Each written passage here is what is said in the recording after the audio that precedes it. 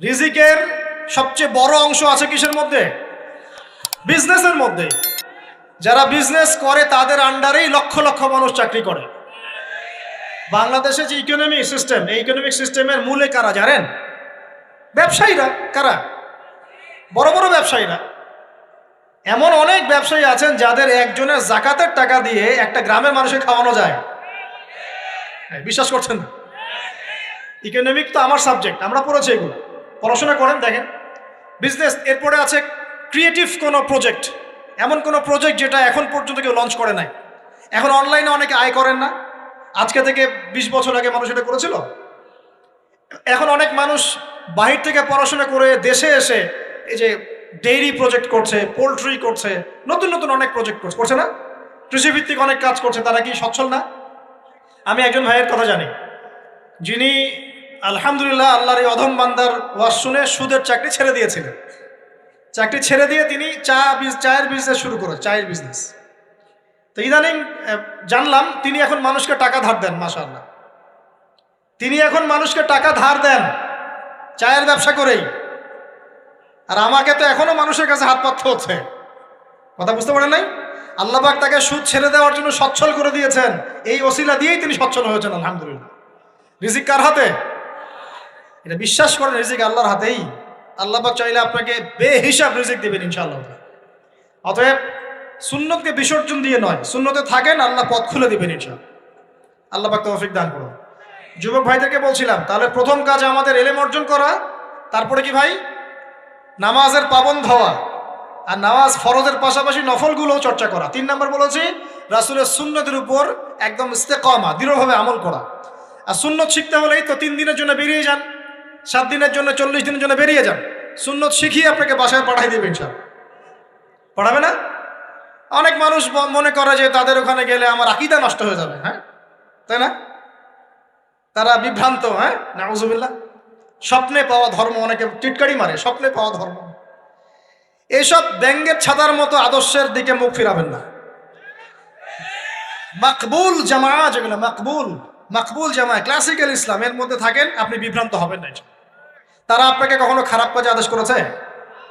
কত চোর ডাকাত মদখোর মানুষ সেখানে গিয়ে 5 ওয়াক্ত নামাজি হয়ে গেছে, সুদের ব্যবসা ছেড়ে দিয়েছে, মাদক ছেড়ে দিয়েছে, আল্লাহর ওলি হয়ে গেছে আলহামদুলিল্লাহ। তো আপনাকে তারা সুন্নত শিখিয়ে বাসায় পাঠিয়ে দিবে। এছাড়া আপনি অন্যভাবে শিখতে চলে শিখবেন, সমস্যা কি? যদি মাদ্রাসায় পড়ার তৌফিক থাকে তাহলে পড়বেন। সবাই কি মাদ্রাসায় পড়ার তৌফিক পাবে? পাবে না। নিঃসন্দেহে কিছু মানুষ তৌফিক পাবে, কিছু মানুষ হয়তো পাবে না। যারা পাবে না তারা দিন শিখবে কিভাবে? এভাবেই তো শিখবে। সুন্নতের উপর আমল করতে হবে, এটা সবচেয়ে বড় কথা। আল্লাহ পাক আমাদের সবাইকে সুন্নাহর উপর আমল করার তৌফিক দান করুন। 4 নম্বর ভাই, যৌবনকালে আমরা আমাদের সময়গুলোকে মূল্যায়ন করবো ইনশাআল্লাহ। কথা বুঝতে পারছি ভাই? সময় মূল্যায়ন কেমন? আপনার দিন রাতের একটা রুটিন থাকবে, এলোমেলো লাইফ লিড করবেন না। এই যে আমরা, আল্লাহ মাফ করুক, আমরা এখন 3টায় 2টায় 4টায় ঘুমাই, 12টা 1টা 2টায় উঠি, নাউজুবিল্লাহ। এতে করে কি আমাদের রুটিন লাইফটা ঠিক আছে?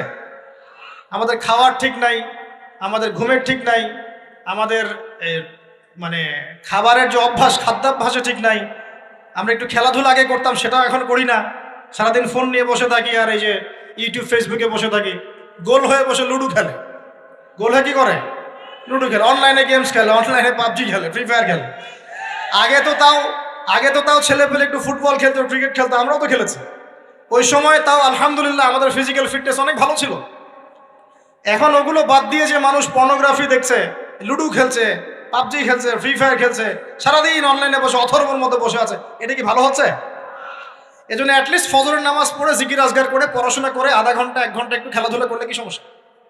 একটু ফুটবল খেলেন, দৌড়াদৌড়ি করেন, জগিং করেন, একটু ব্যায়াম করেন। আল্লাহ পাক আপনাদের যৌবনে বরকত দান করুন, আমিন। এই কাজগুলো করতে হবে কিনা? ভালো না খারাপ? করেন। আর নিয়মতান্ত্রিক লাইফ লিড করবো আমরা। নিয়মতান্ত্রিক, আমার জীবনে একটা রুটিন থাকবে, এই রুটিনের বাইরে যাব না। পড়াশোনার রুটিন থাকবে, খেলার বা এক্সারসাইজ রুটিন থাকবে, খাওয়া দাওয়ার রুটিন থাকবে, দাওয়ার রুটিন থাকবে, আমি আলেম ওলামাদের কাছে যাবো, এই রুটিন থাকবে। একটা রুটিন লাইফ লিড করবেন, এলোমেলো জীবনযাপন করবেন না। আল্লাহ পাক আমাকে তৌফিক দান করুন, আপনাদের সবাইকে তৌফিক দান করুন। কয়টা বলেছি ভাই? বলেন। 6 নাম্বার, যৌবনকালে সবচেয়ে বেশি বেঁচে থাকবো নারীর ফিতনা থেকে। কি থেকে ভাই? যৌবনকালে সবচেয়ে বেশি বেঁচে থাকবো কি থেকে? একটা হাদিস বলি, নবী সাল্লাল্লাহু আলাইহি ওয়াসাল্লাম বলেছেন, মা তারাকতু বা'দি ফিতনাতান আদাররু আলা রিজালি মিনান নিসা। আমি আমার পরে, নবীজি বলছেন, আমি আমার পরে পুরুষদের জন্য নারীদের চেয়ে ভয়ঙ্কর কোনো ফিতনা রেখে যাই নাই। কেমন ফিতনা? আপনি একটু অনেস্টলি বলেন তো দেখি, যে আমরা যারা পর্নোগ্রাফিতে টুকটাক আসক্ত বা এ ধরনের অনলাইনে বা অফলাইনে এ ধরনের হারাম সম্পর্কের সাথে আছি, মন থেকে কি আপনি ফিল করেন যে আল্লাহ আপনার সাথে আছেন? বলেন তো দেখি, অনেস্টলি বলেন। আপনি যখন নামাজ পড়ে বাসায় ফিরে যান, ফিরে যেতে যেতে যদি আপনার চোখে খারাপ কিছু পড়ে, আপনার মনের নূরটা নষ্ট হয়, আপনি বুঝতে পারেন না? বুঝতে পারেন না? যখন আপনি এরকম হারাম কোনো সম্পর্কে আছেন, নাউজুবিল্লাহ, আপনার মনটা যে শক্ত হয়ে গেছে, আপনি বুঝতে পারেন না? আল্লাহর ওয়াস্তে নারী জাতির ফিতনা থেকে সর্বোচ্চ দূরত্ব অবলম্বন করবেন। আল্লাহ পাক তৌফিক দান করুন। কি করব তাহলে আমরা? ওই যে বলেছি, হালাল সম্পর্ক করতে পারলে হালাল, যদি করতে না পারি সবর করবেন। কি করবেন? সবর করবেন, ভালো কাজে ব্যস্ত থাকবেন, বেশি বেশি রোজা রাখবেন। কি করবেন? বেশি বেশি রোজা রাখবেন। সোমবারে রোজা রাখবেন, বৃহস্পতিবারে রোজা রাখবেন। এভাবে আপনি আপনার জীবনটা গুছিয়ে নেন, আল্লাহ পাক প্রবৃত্তিকে নিয়ন্ত্রণ করার ক্ষমতা দিবেন ইনশাআল্লাহ। এরপরেও যদি ভুল হয়ে যায়, হতে পারে এই যুগটা ফিতনার যুগ, চরম ফিতনার যুগ। যদি কোনো ভুল হয়ে যায়, খবরদার আপনি হতাশ হবেন না। ভুল হয়ে গেলে কখনো হতাশ হবেন না। হতাশা শয়তানের পক্ষ থেকে আসে। কখনো হতাশ হবেন না। দেন ওযু করে জায়নামাজে দাঁড়িয়ে 2 রাকাত নামাজ পড়ে আল্লাহকে বলবেন, আল্লাহ আমার ভুল হয়ে গেছে, আমাকে মাফ করে দাও। পারা যাবে ইনশাআল্লাহ। জীবনে কখনো হতাশ হবেন না। জীবনে যাই হয়ে যাক না কেন, কখনো হতাশ হবেন না। মনে রাখবেন, আল্লাহ আপনার রব, আল্লাহ আপনার সাথে আছেন ইনশাআল্লাহ। অতএব নারীর ফিতনা থেকে নিজেকে বাঁচিয়ে রাখার চেষ্টা করুন। আল্লাহ পাক তৌফিক এনায়েত করুন। 7 নাম্বারটা হচ্ছে, এই সমাজ আপনাকে যেভাবে শেখায়, কিভাবে শেখায়?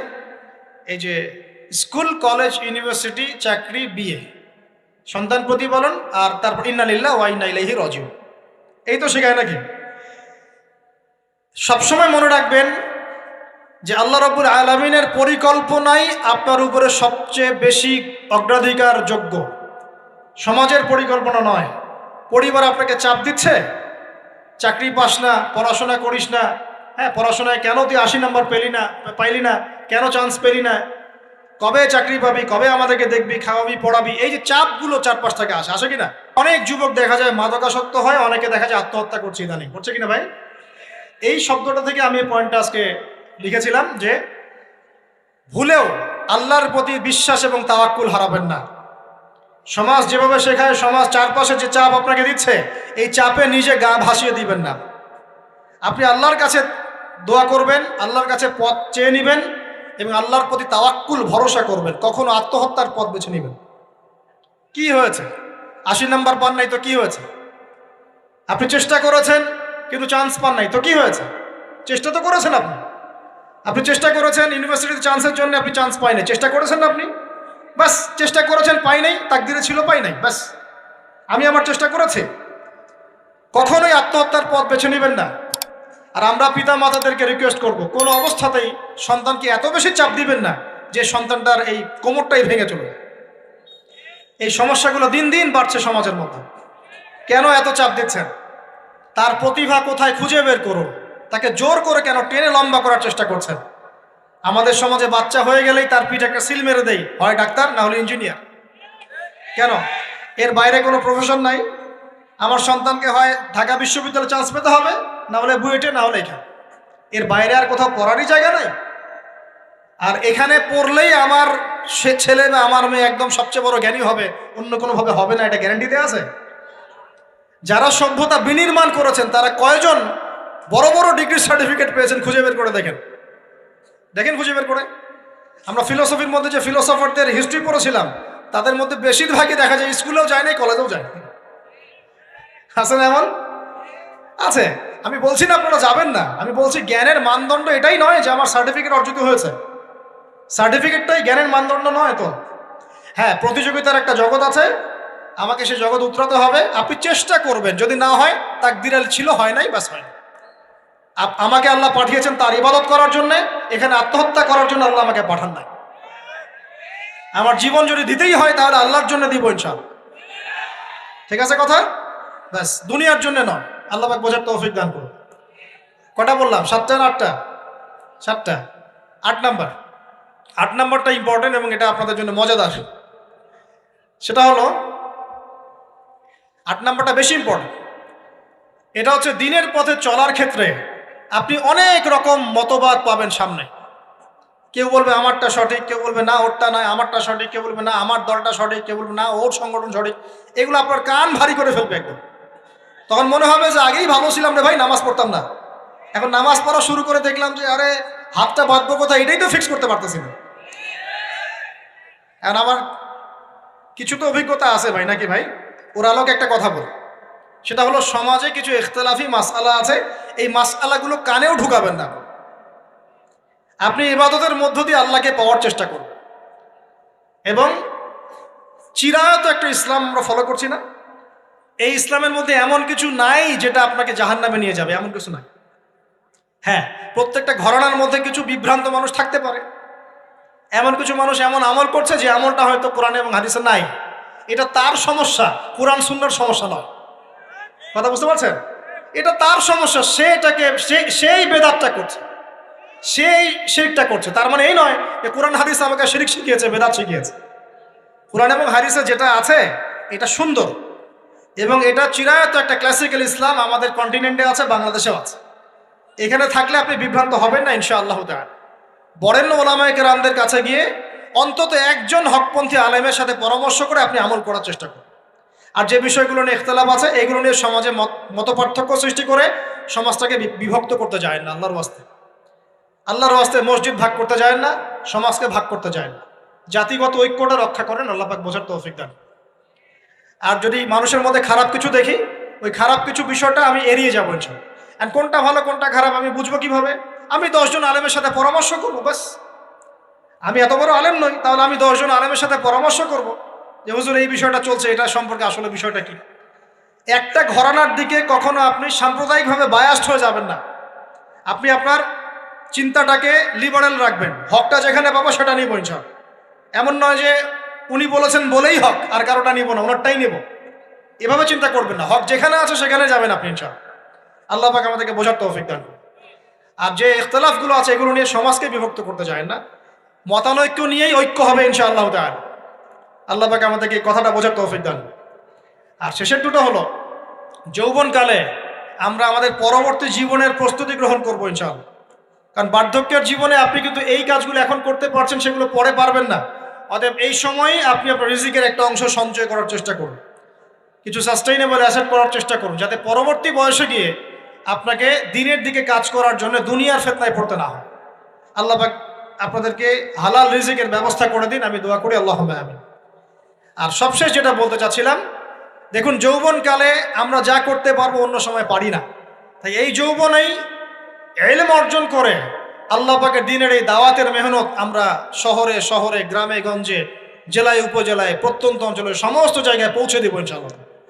যৌবনকালে আমরা বেশি বেশি দাওয়াতি কাজ করার চেষ্টা করবো, আল্লাহ পাক তৌফিক দান করুন। যতটুকু জানেন, আপনি এতটুকু জানেন না যে নামাজ পড়তে হয় 5 ওয়াক্ত, তাহলে নিজে পড়েন, মানুষকে নামাজের দাওয়াত দেন। আপনি এতটুকু জানেন না যে ভাই সুদ খাওয়া হারাম, জানেন কি না ভাই? ব্যাস আপনি মানুষকে বলেন যে ভাই হালাল খাই, সুদ না খাই। আপনি এতটুকু জানেন না যে জেনা করা হারাম, বাস আপনি আপনার বন্ধুকে দাওয়াত দেন, ভাই জেনার দিকে যাস না এবং হারাম অ্যাফেয়ার্সে যাস না।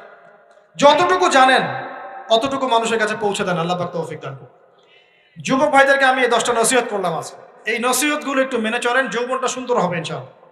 এছাড়া আর অনেক নসিহত আছে, এগুলো ওই যে বইগুলোর নাম বলে দিয়েছি, আল্লামা তাকি উসমানী হুজুরের যে বইগুলো, এগুলো পড়েন, ইনশাআল্লাহ দেখবেন আরো অনেক হেদায়েত আপনি পাবেন। মোটা দাগে কথা হচ্ছে ইলম অর্জন করতে হবে। রাজি আছে কিনা ভাই? রাজি আছে কিনা বলেন? ইলম অনুযায়ী আমল বাড়িয়ে দিব, রাজি আছে কিনা? হকপন্থী ওলামায়ে কেরামের সাথে পরামর্শ করে চলবো, রাজি আছে কিনা? আমরা যৌবনকালে হালাল রিজিক অন্বেষণের চেষ্টা করব, রাজি আছে কিনা? যৌবনের সময়কে বিন্যাস করে চলবো, এলোমেলো জীবনযাপন করবো না, রাজি আছে কিনা? নারীদের ফিতনা থেকে বেঁচে থাকার চেষ্টা করব, রাজি আছে কিনা? আগামী দিনের জন্য, ইসলামকে এগিয়ে নেওয়ার জন্য দাওয়াতের মেহনত করব, রাজি আছে কিনা? আচ্ছা, এখন আসেন, এগুলো আমাদের করণীয় ছিল, আমাদের যুবকরা এখন করছে কি সেটা শুনে। আমাদের যুবকরা এখন কিশোর গ্যাং করছে। কিশোর গ্যাং কি করছে? আপনাদের পরিবারের কর্তা যারা আছেন তাদেরকে আমি একটু রিকোয়েস্ট করবো, আপনার সন্তানের দিকে খেয়াল রাখেন। আপনার সন্তানকে যত ছোট মনে করছেন, আপনার সন্তান এখন এত ছোট নয়। কিশোর বয়সে সে এমন পাপও করে ফেলেছে যা আপনি এখনো করেন নাই। কিশোর বয়সে এমন এমন পাপ করা তার শেষ যা আপনি এখনো চিন্তাও করতে পারেন না। অতএব সন্তানকে শুধু গায়ে গতরে বড় করলে হয় না।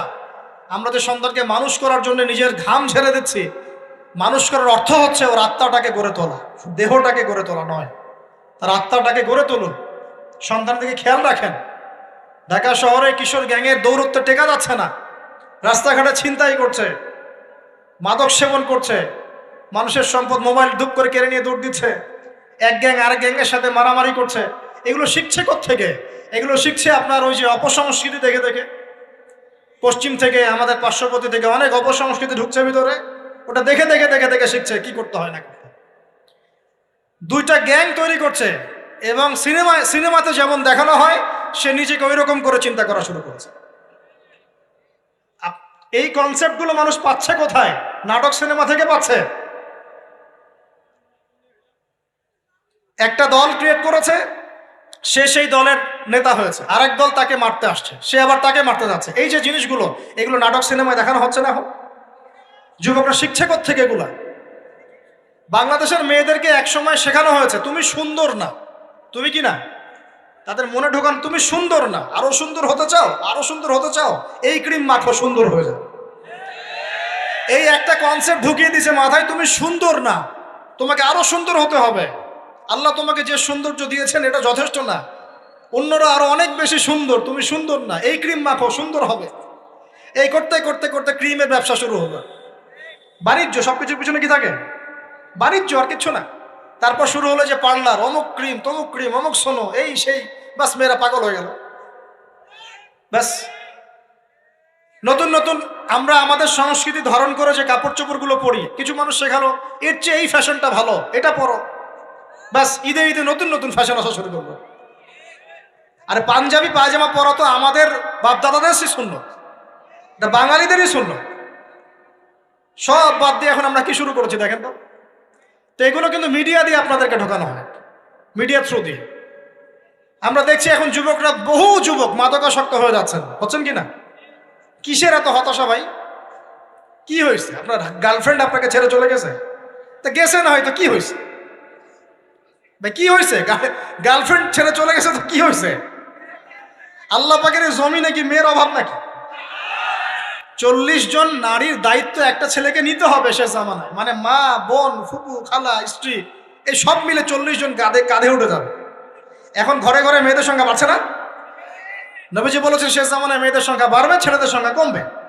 কমছে কি না ছেলেদের সংখ্যা? এখন হয়তো এভারেজ 100, 104, পরে দেখবেন আরো বেড়ে গেছে। শুধু আমেরিকার হিস্ট্রি ঘেটে দেখেন, ওখানে ছেলে মেয়ের অনুপাতটা কেমন। কমছে সব জায়গাতে, আরো সামনে কমবে। তো একজন গার্লফ্রেন্ড আপনাকে ছেলে চলে গেছে, ব্যাস জীবনটা উৎসর্গ করে দিতে হবে তার জন্য? এখন কি ফেন্সিডিল, গাঁজা, ইয়াবা এগুলো সেবন করতে হবে? আপনাকে কে সৃষ্টি করেছেন ভাই? কি উদ্দেশ্যে? প্রথমে কি একটা বলেছে, কি উদ্দেশ্যে? আমাকে আল্লাহ পাঠিয়েছেন দুনিয়াতে নামাজ পড়তে, রোজা রাখতে, দিনের প্রচার করতে, দিনের জ্ঞান অর্জন করতে, এই তো। তা আমি একজন মেয়ের জন্য জীবন নষ্ট করে দিব কেন? আমি তাহলে আল্লাহর কাছে কি মুখ দেখাবো আর নবীর কাছে কি মুখ দেখাবো? ওখানে গিয়ে বলবো আল্লাহ আমি আমার অমুক প্রেমিকার জন্য আশেক হয়ে একদম জীবন দিয়ে দিয়েছি, আত্মহত্যা করেছি? গেছে ভাই, যাইতে দেন। যে ব্যক্তি আপনার অবস্থানকে মূল্যায়ন করে নাই সে আপনার যোগ্য ছিল না। এখন আপনি কি করবেন? নিজের অবস্থান উন্নত করেন, আপনার পিছনে লাইন ধরে ঘুরবে ইনশাআল্লাহ। এটাই বাস্তবতা। দুনিয়া খুব খারাপ জিনিস। মানুষ মানুষের অবস্থানকে মূল্যায়ন করে, মানুষ মানুষের অবস্থানকেই মূল্যায়ন করে, কিন্তু আল্লাহ রাব্বুল আলামিন আপনাকে সর্বাবস্থায় ভালোবাসেন। আলহামদুলিল্লাহ। এই যে আমরা এখন অনেক পাপ করছি না, আল্লাহ কি আমাদেরকে আযাব দিয়ে ধ্বংস করে দিয়েছেন? আল্লাহ পাক এখনো আমাদেরকে ভালোবাসেন, রহম করেন, অপেক্ষায় আল্লাহ পাক অপেক্ষা করছেন কখন তওবা করবে, আমি তওবা কবুল করব। এই কখন আমার বান্দা খালি একবার বলে আস্তাগফিরুল্লাহ, আল্লাহ পাক সাথে সাথে মাফ করে দেবেন। আর সেই আল্লাহকে ভুলে আপনি কার পিছনে ছুটছেন? আমরা কিন্তু নিয়াত করতে পারি ভাই যে আমরা যারা ওয়াজ শুনলাম জীবনে কোনোদিন সিগারেটে হাত দিব না ইনশাআল্লাহ। রাজি আছি ভাই? অন্য বড় বড় জিনিস তো বহুত দূরের কথা।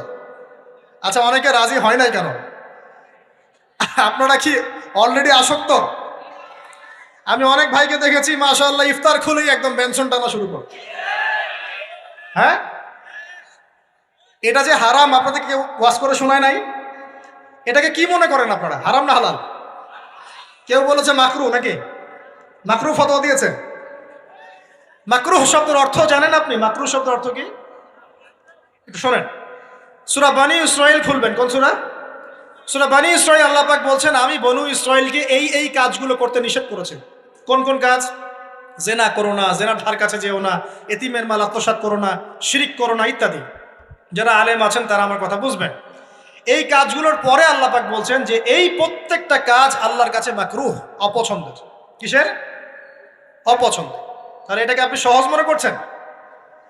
নিয়াত করি আল্লাহ পাকের সন্তুষ্টির জন্য আমরা কোনোদিনও মাদকের সাথে সম্পৃক্ত হব না ইনশাআল্লাহ। আর বিশ্বাস করেন, শুধুমাত্র মাদকদ্রব্য নিয়ন্ত্রণ অধিদপ্তর এই আইন কানুন এগুলো দিয়ে জরিমানা দিয়ে মানুষকে মাদক ছাড়ানো যাচ্ছে না, যাবে না। কেন যাবে না এটা আপনারা খুব ভালো করেই জানেন, আমি বলতে চাচ্ছি না। অনেক সময় মাদক বিরোধী কনসার্ট করে মানুষ, মাদক বিরোধী কনসার্টে ওঠার আগে এক বোতল ডাইল খেয়ে আসে আগে। এগুলো কি বাস্তব কথা বলছি না অবাস্তব কথা বলছি? আমাদের যুবক ভাইরা কোশ্চিন কালেও মাদকের ধার কাছে যাবেন না ইনশাআল্লাহ। একটা হাদিস খালি মনে রাখেন, একটা, এই হাদিসটা মনে রাখেন। নবী সাল্লাল্লাহু আলাইহি ওয়াসাল্লাম বলেছেন কেউ যদি মাদকদ্রব্য সেবন করে তার 40 দিনের নামাজ কবুল হবে না। সিগারেট একটা খেয়েছি, 40 দিন নামাজ নাই। এরপর যদি সে তওবা করে আল্লাহ মাফ করে দিবে। আবার যদি মাদক খায় আবার 40 দিন কবুল হবে। যদি আবার তওবা করে আল্লাহ মাফ করে দিবে। আবারও যদি খায় আবারও 40 দিন কবুল হবে না। আবারও তওবা করলে আল্লাহ আবার মাফ করে দিবে। চতুর্থবার সে যদি মাদক খায়, আল্লাহ রসুল সাল্লাল্লাহু আলাইহি ওয়াসাল্লাম বলছেন আল্লাহ পাক কিয়ামতের মাঠে তাকে তিনাতুল খাবাল পান করাবেন। কি পান করাবেন? তিনাতুল খাবাল। সাহাবীরা বললেন ইয়া রাসূলুল্লাহ এটা কি? তিনাতুল খাবাল কি? নবী সাল্লাল্লাহু আলাইহি ওয়াসাল্লাম বলছেন এটা হচ্ছে জাহান্নামীদেরকে আযাব দেওয়ার পর তাদের রক্ত মাংসের যে পুঁজ বের হবে, এই যে ড্রিঙ্কস, জাহান্নামের যে হার্ড ড্রিঙ্কস, এই ড্রিঙ্কসের নাম হলো তিনাতুল খাবাল। আল্লাহ পাক আমাদের সবাইকে মাদক থেকে বাঁচিয়ে রাখুন। হতাশা মাদক দিয়ে দূর হয় না। হতাশা দূর হবে, বলে দিব, 3টা জিনিস, মাত্র 3টা। কয়টা ভাই? 1, 5 ওয়াক্ত নামাজ। এক কি? নামাজে আপনি ওযু করে সিজদা দেন, ইনশাআল্লাহ আপনার মনে প্রশান্তি না আসলে আমাকে এসে বলেন যে আসে না। চোখের পানি, মনের আবেগ যা আছে আপনার ভিতরে, কষ্ট দুঃখ যন্ত্রণা সব আল্লাহকে ঢেলে দিবেন ইনশাআল্লাহ। নিজের আবেগ ধরে রাখবেন এখানে, আপনি আল্লাহর জন্য ঢেলে দিবেন। মানুষকে আবেগ দেখা কি লাভ? মানুষ আপনার চোখের পানির মর্ম বুঝবে? মানুষ কি মানুষের চোখের পানির মর্ম বোঝে? আপনার পিতা যদি মারা যায় আমার কাছে এসে দোয়া চান কান্নাকাটি করে, আমি দোয়া করতে পারবো কিন্তু আমি কিন্তু আপনার ফিলিংসটা বুঝতে পারবো না। আপনার অনুভূতি কে বুঝতে পারবেন? আল্লাহ পাক আপনার ঘাড়ের রগের চেয়েও কাছে আছে। সুবহান সুবহান, আল্লাহ পাক ঘাড়ের রগের চেয়ে কাছে আছে। গতকালকে বাংলাদেশের একজন বরেণ্য আলেমের সাথে একটা কনফারেন্সে ছিলাম। উনি বলছিলেন যে এক ব্যক্তি, এটা শোনেন, এক ব্যক্তি খুব তার শখ যে তিনি সাহাবীদের মতো নামাজ পড়া শিখবেন। কথা বুঝতে পারছেন? সাহাবীদের মতো নামাজ শিখবেন। তো একজন বরেণ্য আলেমের কাছে এসেছেন, এসে বলছেন যে আমাকে সাহাবীদের মতো নামাজ শিখিয়ে দেন। তখন সেই আলেম আরেকজন আলেমের সন্ধান দিয়েছেন যে তুমি তার কাছে যাও, তিনি শেখাবেন। তো সেই ব্যক্তি একটু অবাক হয়েছেন, কারণ যাকে প্রশ্ন করেছিলেন তিনি অনেক বড় মুহাদ্দিস, আর যার কাছে পাঠানো হচ্ছে তিনি অত বড় মুহাদ্দিস নন কিন্তু আবেদ, আমল করেন। তাকে গিয়ে বলছেন উনি আমাকে পাঠিয়েছেন সাহাবীওয়ালা নামাজ শিখিয়ে দেন। তখন তিনি বলছেন ঠিক আছে, সুন্দর করে ওযু করে আসো, সুন্দর করে ওযু করে আসো। ওযু করার সময় খালি খেয়াল রাখবা যে আমি ওযু করছি শুধু আল্লাহর সন্তুষ্টির জন্য। কি খেয়াল রাখবেন? ওযু করছি শুধু আল্লাহকে রাজি খুশি করার জন্য ওযু করছে, আর কোনো উদ্দেশ্য নাই আমার। ওযু করতে যাচ্ছে, তিনি আবার বলছেন দাঁড়াও, শুধু আল্লাহকে রাজি খুশি করার জন্য ওযু করো। আবার শুরু করছেন, আবার বলছেন শোনো, শুধু আল্লাহকে রাজি খুশি করার জন্য ওযু করো। এভাবে বলতেই আছেন, নামাজে দাঁড়িয়ে আছেন, দাঁড়ানোর আগে বলছেন শোনো, শুধু আল্লাহকে রাজি খুশি করার জন্য নামাজ পড়ো। বলতেই আছেন। এক পর্যায়ে সে ব্যক্তি নামাজ শুরু করলো, নামাজে মনোযোগ এদিক ওদিকে যায়, আর তার মাথায় এটা আসে, এই শুধু আল্লাহকে রাজি খুশি করার জন্য আমাকে নামাজ পড়তে হবে, শুধু আল্লাহকে রাজি খুশি করার জন্য নামাজ পড়তে হবে। এই চিন্তা তার মনের মধ্যে ঘুরপাক খাচ্ছে। এভাবে নামাজটা সে শেষ করেছে। শেষ করে চিন্তা করছে যে নামাজ তো পুরোপুরি মনোযোগ দিতে পারলাম না, বারবার মাথার মধ্যে এরকম চিন্তা আসছে, আল্লাহ আমাকে তো মাফ করে দাও, নামাজটা আমার মনে হলো না ঠিক মতো। তখন সে ফিরে এসে তার সে ওস্তাদকে বলছেন, আমার তো নামাজ এরকম করে পড়লাম, কিন্তু শেষমেশ মনে হলো যে নামাজটা হয়তো কবুল হয় নাই, আল্লাহর কাছে খুব মাফ চাইলাম, আল্লাহ আমাকে মাফ করে দাও, নামাজটা মনে হলো না। তখন সেই যে প্রথম ব্যক্তি যিনি পাঠিয়েছেন তিনি বলছেন, এটাই হলো সাহাবী বলা নামাজ। তারা আল্লাহকে রাজি খুশি করার জন্য নামাজ পড়তেন, নামাজ শেষ করে আল্লাহর কাছে ইস্তেগফার করতেন, আল্লাহ কিছুই হলো না, কিছুই হলো। আমার কথা কি বুঝতে পারছেন? অতএব আল্লাহকে রাজি খুশি করার জন্য আপনি আপনার আবেগ, আপনার ইবাদত সব ঢেলে দিবেন, অন্য কারো কাছে কিছু পাওয়ার আশা করবেন। অতএব নামাজ আপনার মাদকের দিকে যাওয়া লাগবে না, নামাজই আপনার হতাশা দূর করে দেবে ইনশাআল্লাহ। 2 নাম্বার আমল হচ্ছে কোরআন তেলাওয়াত। যে ব্যক্তি কোরআন তেলাওয়াত করতে পারে নিয়মিত, তার মনের মধ্যে এই হতাশা, এই ভীরুতা, এই কাপুরুষতা কিচ্ছু আসবে না ইনশাআল্লাহ। আমি গ্যারান্টি দিচ্ছি আপনাকে, হতাশা আসবেই না আপনার মনে যদি আপনি কোরআন বুঝতে পারেন। কোরআনের একটা আয়াত নিয়ে কোনো সময় দেখা যায় 2-3 ঘন্টা সময় পার হয়ে যাচ্ছে, আয়াতটা ছেড়ে সামনে যেতে পারছি না। কোরআনের ভিতরে ঢুকলে আপনি দুনিয়ায় ভুলে যাবেন কি হচ্ছে আশপাশে। আমি এমন অনেক আলেমকে দেখেছি যে একটা বই, পাতলা একটা বই, আরবি বই নিয়ে পড়া শুরু করেছেন, যে ফজরের পরে জোহরের ওয়াক্ত হয়ে যাচ্ছে, বইটাই শেষ করতে পারেননি। বুঝতে পারবেন? যখন আপনি ইলমের ভিতরে ঢুকে যাবেন, কোরআনের ভিতরে, হাদিসের ভিতরে, আপনার দুনিয়ার খেয়ালই নাই। একজন আলেম তিনি এক রাত্রে একটা বই লিখেছিলেন, চটি বই, এক রাত্রের মধ্যে। বলা হচ্ছে, তার সম্পর্কে বলা হচ্ছে যে রাতের খাবার তাকে দেয়া হয়েছে, যে আপনি এটা খেয়ে নেন। তো সে খাবারটা পাশেই আছে, খাবারটা খাবো, এটা লিখে খাবারটা খাবো, এরকম তার চিন্তা ছিল। ফজর হয়ে গেছে, বই লিখাও শেষ, খাবার এই অবস্থায় পড়ে আছে, ডুবে গেছেন ভিতরে, খাওয়ার মাথায় তার খেয়াল নাই। এরকম হয়। একজন মনীষী, বিখ্যাত মনীষী, রিয়াদুস সালেহীন কিতাবের রাইটার, সংকলক আল্লামা নববী রাহিমাহুল্লাহ, এরকম সারা রাত চলে গেছে, পাশে 2টা খেজুর, ওই 2টা খেজুর খাওয়ারই সময় পান। হাদিস নিয়ে গবেষণা করতে রাত পার হয়ে গেছে। আমি বলতে চাচ্ছি, যখন ইলমের ভিতরে, কোরআন হাদিসের ভিতরে ঢুকে যাবেন, আপনার দুনিয়ার খেয়াল আপনার চলে যাবে সব, এই টেনশন, হতাশা, এই সেই বাদ। তখনই আল্লাহ পাক আপনাকে তার পক্ষ থেকে রহমত দিবেন, বরকত দিবেন, আল্লাহ আপনার দুনিয়ার কাজগুলো করে দিবেন ইনশাআল্লাহ। তখন দেখবেন কেউ আপনার দুনিয়ার ওই কাজটা করে দিয়েছে, কেউ ওই কাজটা করে দিয়েছে, কেউ বাসায় খাবার পাঠিয়ে দিয়েছে, আল্লাহ পাকই এগুলো করাই দিবেন ইনশাআল্লাহ। তো প্রিয় ভাইরা, মাদকে যাব না আল্লাহর কাছে আসবো? 2 নাম্বার কোরআন তেলাওয়াত, 3 নাম্বার আল্লাহর জিকির। 3 নাম্বার কি ভাই? আল্লাহর জিকির। চলতে ফিরতে সব সময় মুখ চলতে থাকবে, মুখ না চললেও মনে মনে মন তাজা থাকবে, মনে মনে জিকির হতে থাকবে। মনে মনে জিকির করতে পারেন? মুখ নড়বে না, কিন্তু মনে মনে আপনার একটা জিকির হতে থাকবে, সুবহানাল্লাহ বা আলহামদুলিল্লাহ, লা ইলাহা ইল্লাল্লাহ, আল্লাহু আকবার। পারা যাবে? পারে। মানুষের মন কখনো চুপ করে থাকে না, কিন্তু মানুষের মন অলওয়েজ কিছু না কিছু চিন্তা করতে থাকে না, যতক্ষণ না ঘুমায় মানুষ। তো প্রিয় ভাইরা, বেশি বেশি জিকির করবো, সুবহানাল্লাহ, আলহামদুলিল্লাহ, লা ইলাহা ইল্লাল্লাহ, আল্লাহু আকবার, লা হাওলা ওয়ালা কুওয়াতা ইল্লা বিল্লাহ, এগুলো চলতে থাকবে। আল্লাহ পাক তৌফিক দান করুন। আমরা আমাদের সমাজে যুবকদেরকে এরকম টিকটকে দেখছি, অনলাইনে আসক্ত দেখছি, জেনায় আসক্ত দেখছি, পর্নোগ্রাফিতে আসক্ত দেখছি।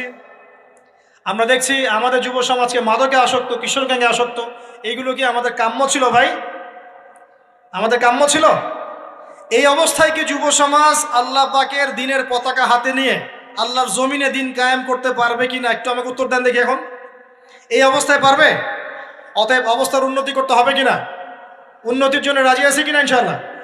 আমরা চাই কি আল্লাহ পাকের দিনটা আল্লাহর জমিনে প্রতিষ্ঠা লাভ করুক, আল্লাহর দিন সবার ঘরে ঘরে পৌঁছে যাক, আল্লাহ পাকের দিনের যে সৌন্দর্য সবাই সেটাই, এই সৌরভটা সবাই পাক। আমরা চাই কিনা? সমাজে শান্তি প্রতিষ্ঠা হোক, আবার সেই রাসূলের মতো যুগ চলে আসুক, আমরা চাই কিনা? অতএব আমাদের সবাইকে যৌবনের এই প্রলোভনগুলো থেকে বেরিয়ে এসে আল্লাহ পাকের ইবাদতে আত্মনিয়োগ করতে হবে। আল্লাহ পাক আমাদের সবাইকে তৌফিক দান করুন, বলি আমিন। আমাদের সবাইকে আল্লাহ রাব্বুল আলামিন কোরআন এবং হাদিসের গভীর জ্ঞান অর্জন করার তৌফিক দান করুন, বেশি থেকে বেশি ইবাদত করার তৌফিক দান করুন। আল্লাহ পাক সবাইকে হারাম সমস্ত রিজিক থেকে বাঁচিয়ে রাখুন, জেনা, ব্যভিচার এবং নারীর ফিতনা, মাদক থেকে আল্লাহ বাঁচিয়ে রাখুন। আল্লাহ পাক আমাদের সবাইকে হালাল রিজিক, হালাল সম্পর্ক যথেষ্ট করে দিন। আল্লাহ পাক আমাদের সবাইকে যেন দিনের দাওয়াতের মেহনত করার তৌফিক দান করেন এবং আলেম ওলামার সাথে পরামর্শ করে দিন শেখার এবং বোঝার তৌফিক দান করেন। আর লেকচার শেষ করার আগে দুটো বিষয় বলে শেষ করছি, একটু মনোযোগ দিন। একটা হচ্ছে আমাদের যুবতী দিনী বোনদের জন্য, এখানে বোনরা আছেন না? আছেন কি না? দিনী বোনরা আছেন? একটা নসিহত দিনী বোনদের জন্য আমি একটা নসিহত করতে চাচ্ছি, একটা নসিহত। আমার এই একটা নসিহত একটু মন দিয়ে শুনুন প্রিয় দিনী বোন। রাসূলুল্লাহ সাল্লাল্লাহু আলাইহি ওয়াসাল্লাম আমাদের দিনী বোনদের জন্য জান্নাতে যাওয়ার একটা ফর্মুলা বলে দিয়েছেন। আমি কি বলবো সেটা? আচ্ছা, রাসূলুল্লাহ সাল্লাল্লাহু আলাইহি ওয়াসাল্লাম বলেছেন আমাদের দিনী বোনেরা, আমাদের মায়েরা, এই নারী জাতি মাত্র 4টা কাজ করলে জান্নাতের যে কোনো দরজা দিয়ে ইচ্ছা প্রবেশ করতে পারবে। খুশি হন নাই? কয়টা কাজ? মাত্র 4টা। এক, যদি আমাদের দিনী বোনেরা 5 ওয়াক্ত নামাজটা ওয়াক্ত মতো পড়ে, আল্লাহ পাক তৌফিক দান করুন, বলি আমিন। 2 নাম্বার, যদি তারা রমাদান মাসের রোজাটাকে ঠিক মতো আদায় করতে পারে। 1 নাম্বার 5 ওয়াক্ত নামাজ ঠিকঠাক আদায় করা, 2 নাম্বার রমজান মাসে সওম রাখা, 3 নাম্বার তাদের লজ্জাস্থানের হেফাজত করা, মানে শরঈ পর্দা মেনটেন করা, শরঈ পর্দা মেনটেন করা। এবং আমি বলে দেই, চেহারাটা আপনাদের পর্দার অন্তর্ভুক্ত। এটা নিয়ে অনেক বাকবিতণ্ডা হয় না সমাজে, চেহারা দেখানো যাবে কি যাবে না ইত্যাদি। চেহারা আপনার পর্দার অন্তর্ভুক্ত বিষয়, ফুল স্টপ। এর উপরে ফতোয়া অনেকভাবে দিচ্ছে, কিন্তু বরেণ্য ওলামায়ে কেরামের কিতাবগুলো ঘাটাঘাটি করেন, তাদের ফতোয়া হচ্ছে চেহারা আপনার পর্দার অন্তর্ভুক্ত বিষয়, চেহারা ঢেকে রাখবেন, আল্লাহ পাক তৌফিক দান করুন। চোখ থাকবে খোলা, ঠিক আছে। 4 নাম্বার, স্বামীর আনুগত্য করতে হবে। স্বামীর আনুগত্য, এই যে আনুগত্য শব্দ শুনলেই মানুষের একটা মানে নেগেটিভ ধারণা তৈরি হতে পারে। স্বামীর আনুগত্য মানে কি আমি তার দাসত্ব করব? আনুগত্য মানে, প্রিয় দিনী বোন, আনুগত্য মানে দাসত্ব নয়। আনুগত্য মানে কোরআন সুন্নাহর যে বিধানগুলো আপনার স্বামী আপনাকে পালন করতে বলবে, আপনি সেগুলো করবেন, আপনি করতে বাধ্য। কিন্তু স্বামী যদি কোরআন সুন্নাহর বাইরে কিছু করতে বলে, সেটা মানতে আপনি বাধ্য নন। স্বামী যদি আপনাকে বলে যে সুদ খাও, এই যে সুদী এনজিওতে আসো, নাম লেখাও। স্বামী যদি আপনাকে বলে যে আসো বেপর্দায় বাইরে যাই, সাজুগুজু করে বের হও, চলো ঘুরে আসো বেপর্দায়। স্বামী যদি বলে দেবরকে একটু খাবারটা দিয়ে আসো, আমার অফিসের কলিগ আসছে, খাবার পরিবেশন করো, আসো ডাইনিংয়ে আসো, এই যে হারাম কাজ, বেপর্দার আদেশ করছে, সুদের আদেশ করছে, আপনি সেগুলো পালন করবেন। কিন্তু হালাল বৈধ যে কোনো বিষয় আপনি স্বামীর আনুগত্য করবেন, এটা আপনার উপর ফরজ। এই 4টা কাজ যদি আপনি করতে পারেন, জান্নাতের যে কোনো দরজা দিয়ে ইচ্ছা আপনি প্রবেশ করতে পারবেন ইনশাআল্লাহ। আল্লাহ পাক আমাদের দিনী বোনদেরকে এই 4টা কাজ করার তৌফিক দান করুন। আমাদের সবাইকে আল্লাহ পাক জান্নাতের জন্য কবুল করুন, বলি আমিন। আর একটা বিষয় বলতে চাচ্ছিলাম, সেটা হলো ওই যে প্রথমে বলেছি যে সূরা ইউসুফের সেই সমাধানটা বলবো কি না? আচ্ছা,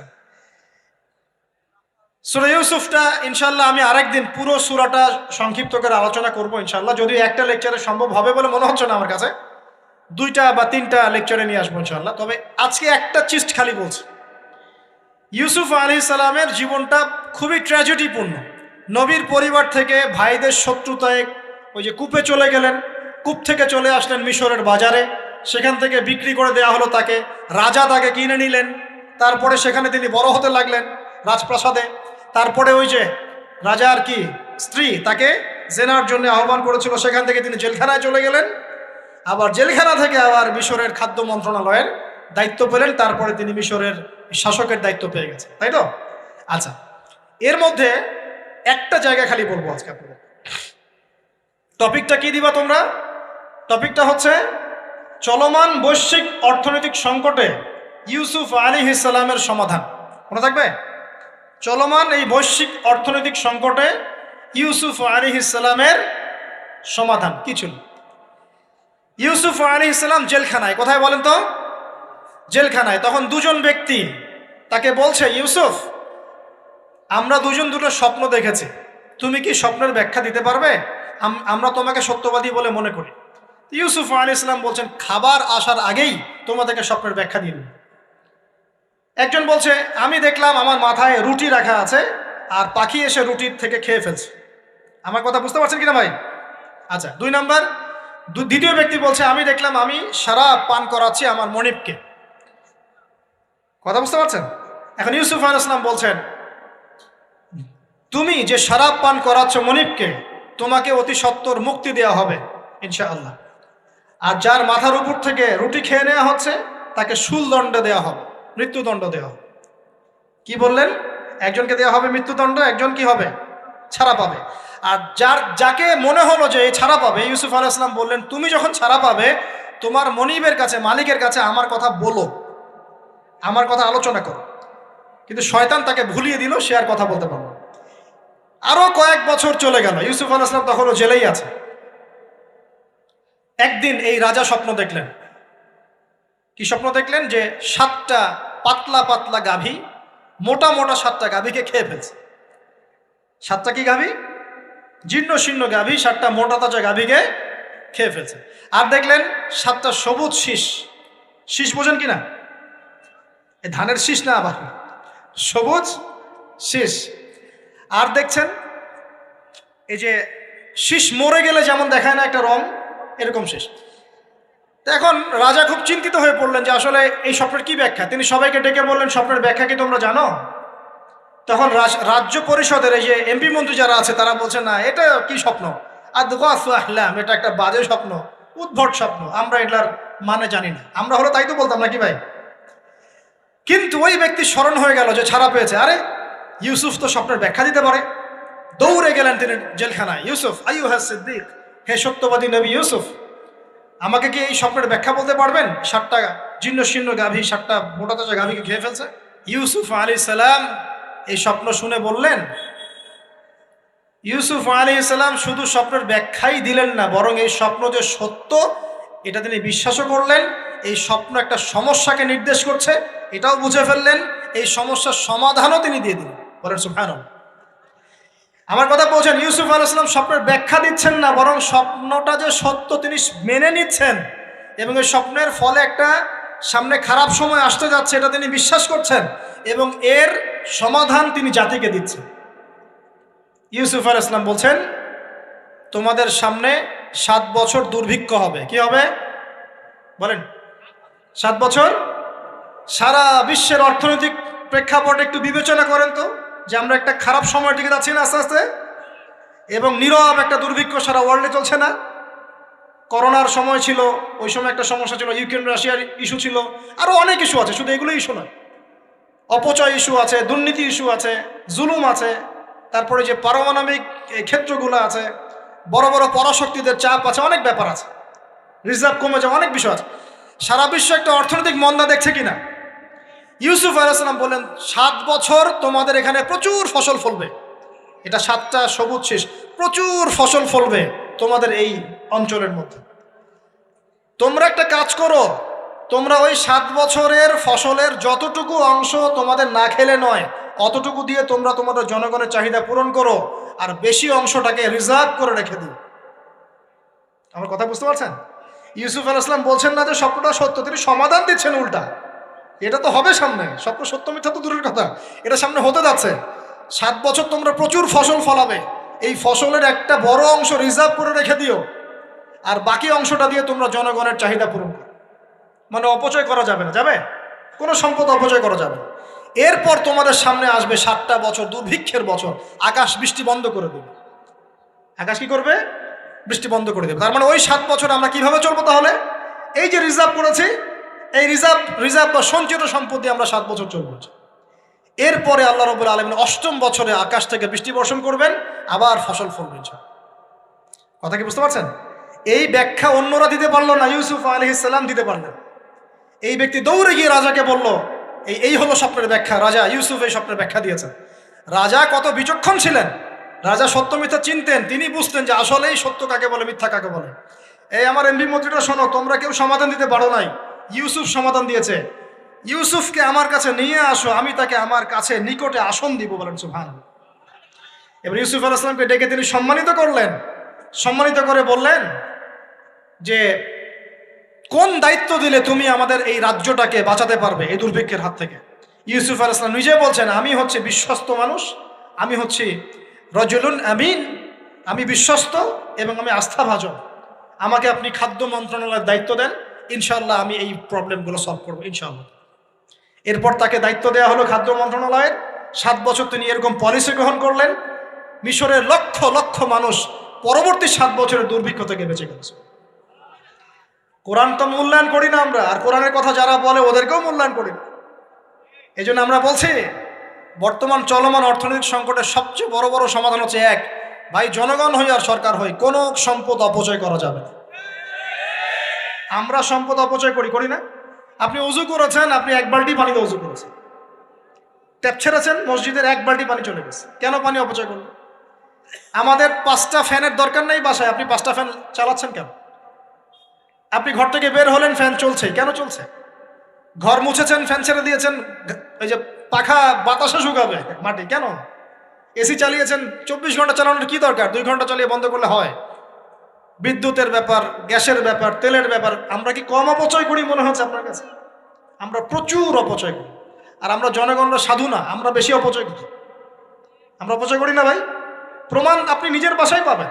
পানির অপচয়, আপনার তেলের অপচয়, আপনার গ্যাসের অপচয়, আপনার বিদ্যুতের অপচয়, এইগুলোর উপর কঠিন আইন করা দরকার।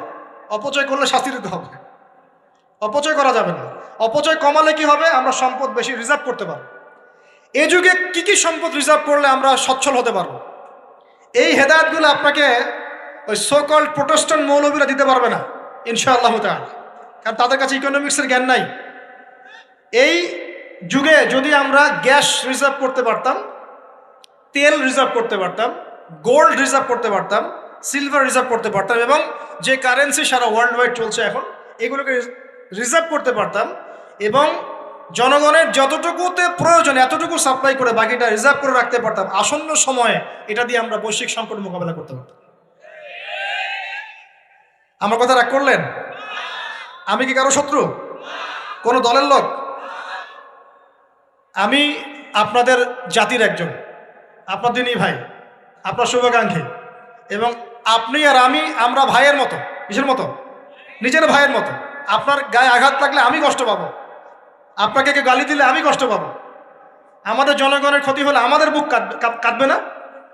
জনগণের ক্ষতি হলে, দুঃখ দুর্দশা হলে আমাদের বুক কাঁদা উচিত, উচিত কি না? আমাদের সবাইকেই যার যার দায়িত্ব পালন করতে হবে। আমরাও অপচয় বন্ধ করে দেবো ইনশাআল্লাহ তাআলা। রাজি আছি ইনশাআল্লাহ? যত বাকি বকেয়া সব আছে সব পরিশোধ করার চেষ্টা করবো ইনশাআল্লাহ। আমরা সরকারি সম্পদ অন্যায়ভাবে আত্মসাৎ করব না, এবং আমরা আমাদের সমাজে যত দুর্নীতি আছে এটা বন্ধ করতে হবে।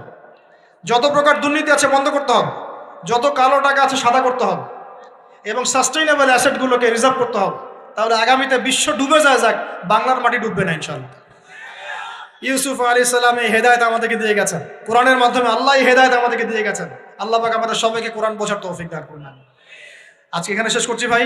সুবহানাকা আল্লাহুম্মা বিহামদিক, আশহাদু আল্লা ইলাহা ইল্লা আনতা, আস্তাগফিরুকা ওয়া আতুবু ইলাইক। আসসালামু আলাইকুম ওয়া রাহমাতুল্লাহি ওয়া বারাকাতুহু।